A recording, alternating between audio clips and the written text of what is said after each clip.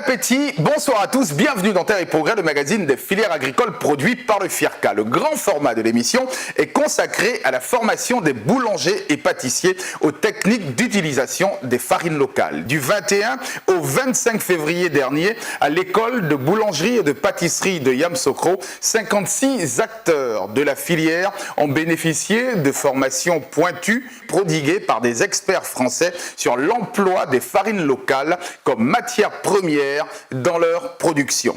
Reportage.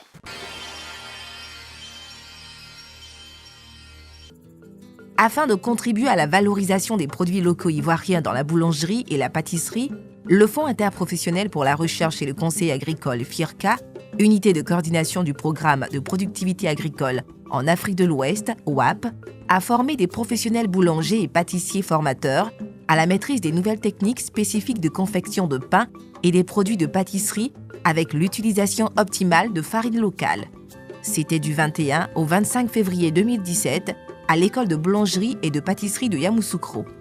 À cet effet, 56 participants au nombre desquels des encadreurs et enseignants, des boulangers et pâtissiers des écoles et centres de formation, des inspecteurs du ministère de l'enseignement technique et des chercheurs des universités nationales ont amélioré leur technique d'utilisation des farines locales.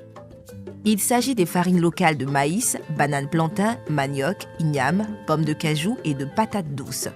Initialement incorporées à hauteur de 15% dans la fabrication des pains, de la viennoiserie et autres produits de pâtisserie, ces farines locales sont désormais incorporées à hauteur de 30 à 50% dans la composition des produits boulangers, voire utilisées à 100% dans la confection des produits de pâtisserie grâce aux essais effectués avec succès par M. Christian Gillet, chef boulanger-pâtissier au rectorat de Grenoble, champion de France 2013 en boulangerie. La formation pratique a été dispensée par M. Christian Gillet et la partie théorique assurée par Mme Rachel Blanchon, professeure de mathématiques et chimie, tous deux enseignants dans un lycée de Lyon en France.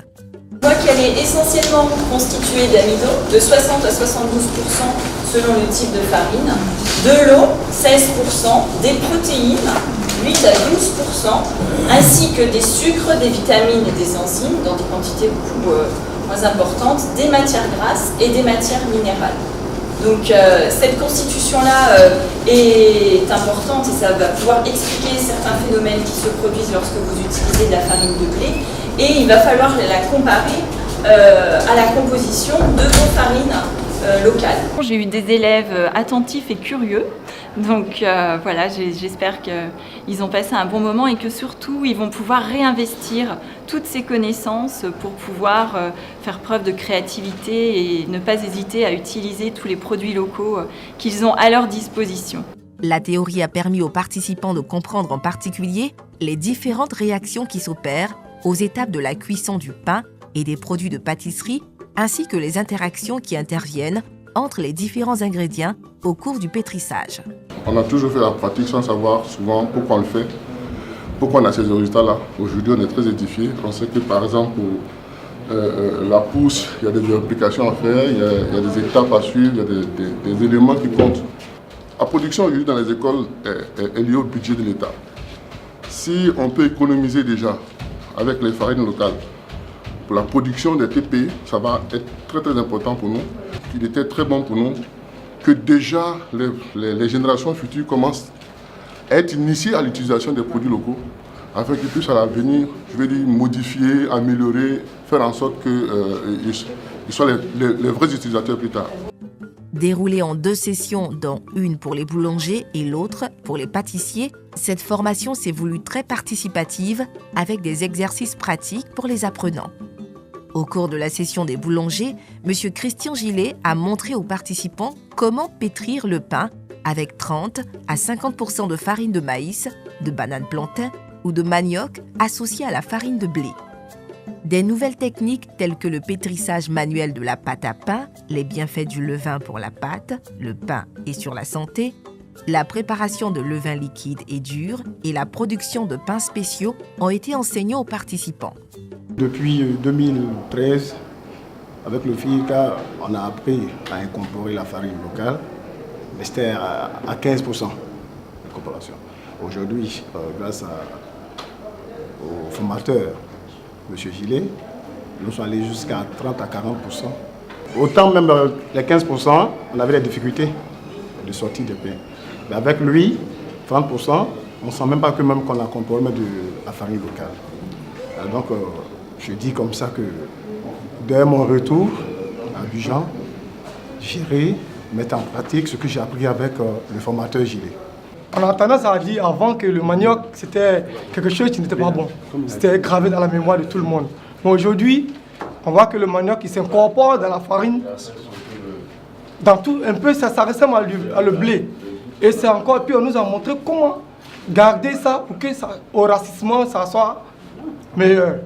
Et moi, ce que je veux, je dis à tous nos promoteurs, tous les promoteurs de Côte d'Ivoire, de pouvoir s'intéresser à ça parce qu'aujourd'hui, si nous sommes là, c'est eux qui ont fait la boulangerie et ils nous ont mis dedans. Aujourd'hui, M. Gilet nous a donné l'enseignement. Nous, on répare et on va leur dire, voilà les produits ivoiriens, voilà ce qu'on peut en faire avec les petites expériences que nous avons appris ici. Nous allons mettre ça en valeur et puis faire des petits produits pour que les gens puissent savoir qu'en Côte d'Ivoire, il y a de bons produits. Des produits locaux, à savoir l'huile rouge, des épices et des feuilles exotiques, ont été utilisés au cours des exercices pratiques pour donner de l'originalité à des produits spéciaux de boulangerie.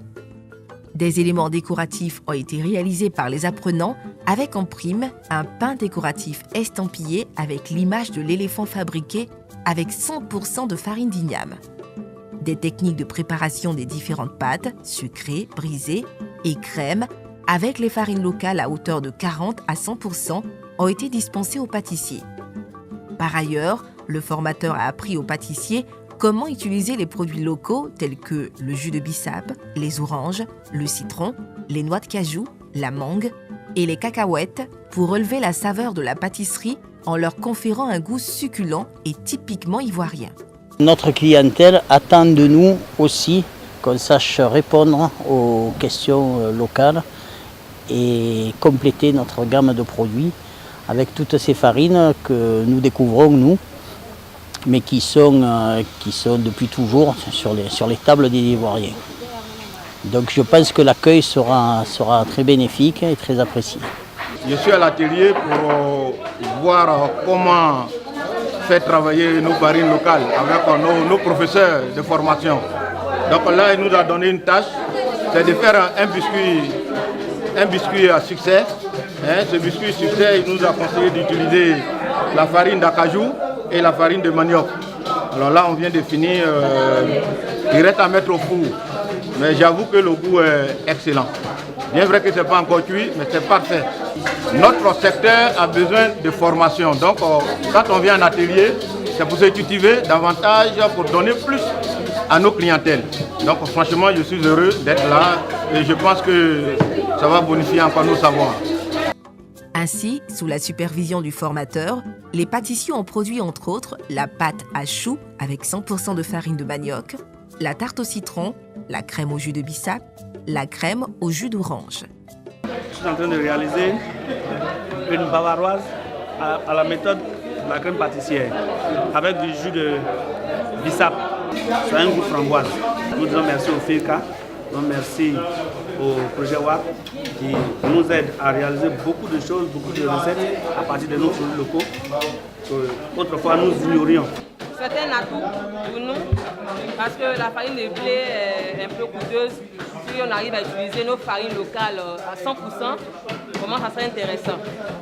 Donc pour le moment c'est à 30%, 40%, mais c'est bon. Moi j'aime faire mes recettes avec les farines locales, surtout la farine de manioc, banane plantain. J'aime bien faire mes recettes avec. Et je suis vraiment contente de ça, du résultat. Notons que les farines locales de maïs, manioc, banane plantain, igname, patates douces et pommes de cajou sont classées dans la catégorie de farines anti-gluten. Elles comportent des vertus diététiques qui rendent leur digestion facile et contribuent à la santé des consommateurs. Ces farines aussi ont un enjeu qui est très très intéressant, c'est au niveau de la nutrition, puisqu'elles ne contiennent aucun gluten, ou sinon très très peu. Et nous savons qu'à l'heure d'aujourd'hui, le gluten est une problématique pour la digestion, problématique pour les régimes, pour les intolérants au gluten. Donc vous avez des farines locales qui ont un côté nutritionnel qui est très très très intéressant. En Côte d'Ivoire, mais aussi à l'étranger. En ce moment, depuis quelques années, en France, la clientèle est très demandeuse de farines pauvres en gluten. Donc il y a vraiment un travail à faire sur ces farines parce qu'il y a un marché partout, aussi bien en France qu'ici en Côte d'Ivoire. En plus, ces farines ont un taux d'absorption d'eau élevé, ce qui les confère un caractère très économique pour les boulangeries et pâtisseries. Des potentiels investisseurs sont attendus pour une production à grande échelle afin de faire bénéficier les populations des richesses diététiques de ces farines locales. Nous sommes disposés à accueillir, bien sûr, tous les entrepreneurs qui souhaiteraient produire ces farines locales. Voilà. Et nous allons les assister, les former et régulièrement faire des suivis pour qu'ils puissent livrer toujours des farines standardisées. Parce qu'il faut arriver, si nous voulons que ces farines soient adoptées, il faut arriver à standardiser, faire en sorte que nous puissions produire toujours de bonnes farines avec des caractéristiques bien précises. Au terme des sessions de formation, les boulangers et pâtissiers étaient heureux d'avoir appris ces nouvelles techniques qui ouvrent un large champ d'exploration des produits locaux ivoiriens sous diverses formes afin de donner une authenticité aux produits de boulangerie et pâtisserie made in Côte d'Ivoire. L'absence de gluten dans les farines de maïs, bananes plantain, pommes de cajou, igname et patates douces confère à leurs pâtes de nombreuses vertus diététiques. Les farines locales sont donc d'excellents substituts à la farine de blé difficilement cultivable sous nos tropiques. Retrouvez l'émission sur notre site internet www.firca.ci. Terre et Progrès pour aujourd'hui, c'est terminé. Je vous souhaite de passer un excellent week-end et rendez-vous la semaine prochaine.